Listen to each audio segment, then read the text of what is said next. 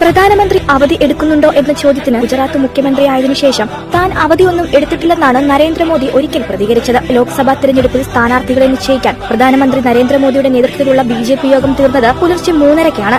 യോഗത്തിനു ശേഷം പുലർച്ചെ 3:45 വസതിയിലെത്തിയ പ്രധാനമന്ത്രി തെരഞ്ഞെടുപ്പ് പ്രചാരണങ്ങൾക്കായി ബീഹാറിലേക്ക് പുറപ്പെടുകയും ചെയ്തു. 73-ാം വയസ്സിലും ചുറുചുറുക്കോടെയുള്ള അദ്ദേഹത്തിന്റെ പ്രവർത്തന നൈതികത എടുത്തു പറയേണ്ടതാണ്. മോദിയുടെ ഊർജ്ജവും അർപ്പണബോധവും പ്രശംസനീയമാണെന്ന് മാത്രമല്ല മറ്റ് നേതാക്കൾക്ക് പ്രചോദനവുമാണ്.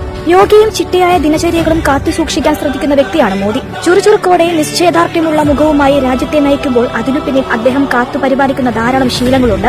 വെറും 3 മണിക്കൂർ മാത്രം ഉറങ്ങുന്ന അദ്ദേഹം എങ്ങനെയാണ് ഇത്രയും എനർജറ്റിക് ആകുന്നതെന്ന് പലരുടെയും സംശയമാണ്. രാവിലെ വളരെ നേരത്തെ എഴുന്നേൽക്കുന്നയാളാണ് പ്രധാനമന്ത്രി മോദി. ജോലി എപ്പോൾ കഴിയുന്നോ അപ്പോഴാണ് ഉറങ്ങുന്നത്.